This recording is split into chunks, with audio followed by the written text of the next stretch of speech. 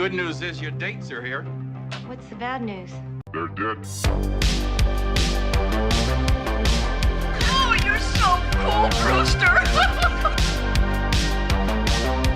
Everybody's a suspect! Hey, Ted, where the hell's Parks Bro? Don't fuck with the Chuck! Welcome back to Toe Tech Reviews. I'm Chuck, and today we're going to be talking about Freddy's Dead, The Final Nightmare. Came out in 1991 and directed by Rachel Talalay? I'm not sure. Critics named it one of the worst films of 1991, and if you've seen this movie, you know exactly why. Divine almost had a role in this movie, and if you don't know Divine, I highly recommend you watching Pink Flamingos, and if you've seen Pink Flamingos, you know what I'm talking about. Peter Jackson originally wrote the first draft of this film. Can you imagine how much better this movie would be if they stuck with that? Can't wrap my head around it. And the last 10 minutes of the film were in 3D, and this was New Line's first 3D movie, even though it's the last 10 minutes of the movie. On to the film! The movie begins with a time jump 10 years into the future, where killings and suicide wipe out every teenager and kid. John Doe is flying and starts wigging out over airplane turbulence, and the lady sitting next to him isn't having it. Don't be a pussy. As he falls from the plane, he wakes up in his bed and realizes his house is falling all of a sudden. We see Freddy doing a very cheap imitation of the Wicked Witch of the West from The Wizard of Oz. I'll get you, my pretty, and your little soul, too! As he lands, he sees that it's the Elm Street house and goes to jump over a fence and pulls a Rod Kimball. He falls and tumbles down this hill for which seems like an eternity. And I just can't help but laugh because whenever I see that, I think of Rod from Hot Rod, and it's super funny. Freddy hits John Doe with the bus, knocks him from the dream world into reality, and we see this cutout, and it's kind of a cool animation. I will give it that. This movie's got very, very, very few things going for it. We're introduced to Spencer, played by Breckin Meyer. He's kind of rebelling against his father, and we find out that he makes pipe bombs and a bunch of other crazy shit, and they keep his arsenal in the basement of the police precinct. Tracy is doing some of the best boxing training I've ever seen, and we have Carlos there cheering her on. Spencer, Tracy, and Carlos all plan on going to California, just running away. The doc shows Maggie a poster of these dream demons and gives her some shitty story. Kind of correlates to Freddy. These dream demons that you see in the poster come into play later on, trust me. Maggie is introduced to John Doe and says that she can help him. As John Doe does whatever he can to stay awake, Spencer throws a pillow at him, and it's fucking hilarious because the way he threatens him. Hey, I'll break a bottle over your head if you don't shut the fuck up! He finally falls asleep and has another episode, and he finds himself in a padded room with blood coming out of his eye or something. It's from the rock he hit when he came out of dream world and into reality. Maggie takes John Doe to Springwood because she feels like she can trigger something like an emotion to get some kind of answer. On their way, he crashes the van. They find Spencer, Carlos, and Tracy hiding in the back. The van was going to be their getaway to go to California. They go to the Springwood Town Fair and realize that there's no kids there, and just kind of like how desolate it is. And you know this movie's bad when we get Tom Arnold and Roseanne Barr in it. Wow!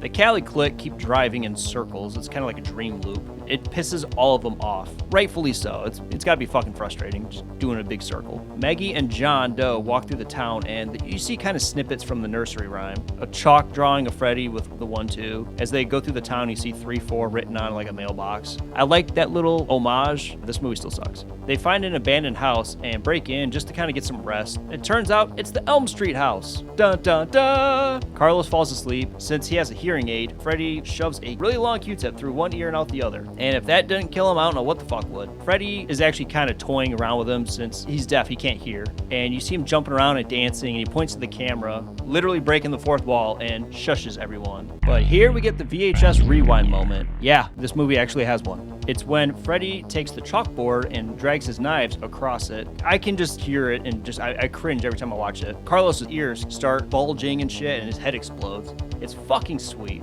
Spencer gets baked all of a sudden. We get a Johnny Depp cameo, and Iron Butterfly In-A-Gadda-Da-Vida starts playing, and he gets sucked into the TV. We get quite possibly the absolute dumbest and lowest point of this entire franchise. Spencer gets into the TV, and we get the whole power glove and the stupid fucking cartoon sound effects. Just the way he's moving around. Everything about this scene is so fucking stupid. And I'm all about bad writing and just bad acting because you can find it like comical. This shit is just straight up dumb. And it goes on for so fucking long. Tracy and John end up entering the dream world, but sadly, Spencer gets killed. Tracy kicks Freddy right in the giblets, and even in the dream world, that shit hurts. John Doe has another dream. Freddy tells him that his child is a girl, not a boy. He ends up plummeting to his death, and we see Freddy push a bed of nails. God, that would just fucking hurt. Because when he lands on it, you see the nail marks through his body. But Freddy says It's traveling time! and travels into Maggie's head in this weird transition fade. I don't know. It's pretty dumb. Maggie and Tracy go to visit the doc. Doc tells him that he believes him because he can control his dreams. Tracy does more amazing training and goes for a leg sweep on a punching bag. Does that make sense? Maggie has a dream, and it turns out she is Freddy's daughter. And since they took her away from him, he took all the kids away from them. Tracy has a dream about her father, but ends up opening a can of whoop ass on him with a tea kettle. And I mean, I guess it's better than the iron we see in Halloween Kills. Doc has a dream, and Freddy's in it, but, you know, he can control his dreams, apparently. Yeah, that pisses me off, man. Turns it into a hardcore match because he whoops Freddy's ass with a bat. Maggie falls asleep. The doc gives her 3D glasses and tells her this could be anything in your dream world. Use it against him. From here on out, the rest of the movie is in 3D because 3D horror has never been good. She enters his mind, and we see those shitty dream demons. When she's in his dream, she sees that Freddy used to get picked on as a kid, and as a teenager, his father, who's played by Alice freaking Cooper, he ends up beating him with a belt, and he loves it. He wants more of it. Maggie ends up pulling Freddy out of the dream world because that hasn't been done 10 times over. There's a limp dick fight sequence, which was pretty fucking boring. She takes his glove and sticks him with it, takes that pipe bomb that Spencer had earlier, stabs him in the chest with it, and we have a classic Freddy one-liner. Kids. When she blows him up, look at that 3D! It's so good. But the movie ends with the line, Freddy's dead. but he's not though, because turns out he's coming back in Wes Craven's New Nightmare.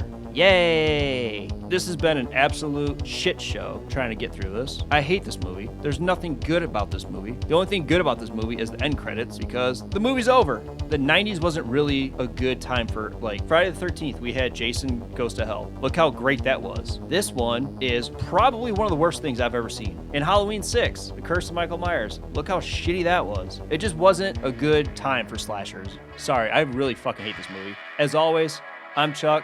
Don't forget to like, subscribe, and until then, see you later.